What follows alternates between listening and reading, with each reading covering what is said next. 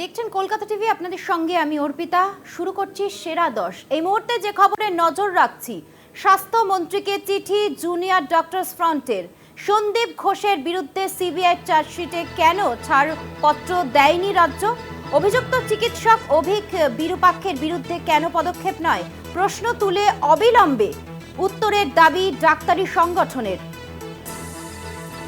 Telephone লাইনে রয়েছেন আমাদের প্রতিনিধি সত্য সুন্দর। আর এই মুহূর্তে কি জানা যাচ্ছে? আজকে স্বাস্থ্য ভবনের প্রতিষ্ঠান দেওয়া হয়েছে, রাজ্যের স্বাস্থ্যমন্ত্রী তথা মুখ্যমন্ত্রীকে চিঠি দেওয়া হয়েছে।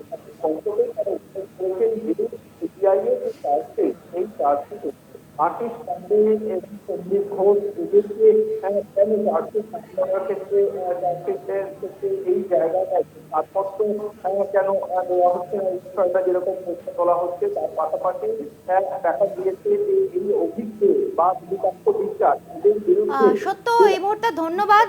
যান্ত্রিক কারণে শোনা যাচ্ছে না কথা।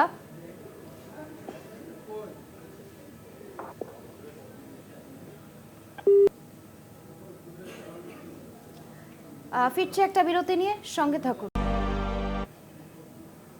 বিরতির পর যে খবরে নজর রাখছি, শৌর্য দিবসে সনাতনীদের প্রতিবাদী মিছিল শ্যামবাজার সিথির মোড় থেকে মিছিলে সামিল শুভেন্দু সহ বিজেপি নেতৃত্ব, অনেক সাধু সন্ত। বাংলাদেশের ঘটনার প্রতিবাদে সকলকে এক হওয়ার ডাক শুভেন্দুর। বিষয় বিস্তারিত জানবো।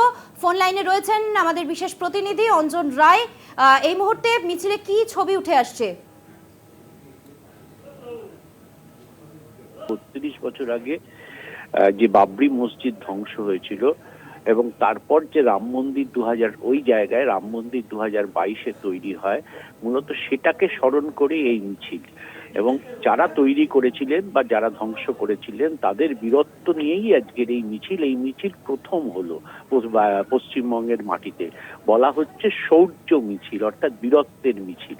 শুভেন্দু অধিকারী এবং সাধু সন্তদের উদ্যোগে এই মিছিল শ্যামবাজার থেকে পদযাত্রা শেষ হয় সিথির মোড়ে। এই মিছিলে যেমনি মতুয়া সম্প্রদায়ের লোকরা এসেছিলেন, তেমনি নানা সাধু সন্তরা উপস্থিত ছিলেন। ধন্যবাদ। কথা বললাম বিশেষ প্রতিনিধি অঞ্জন রায়ের সাথে।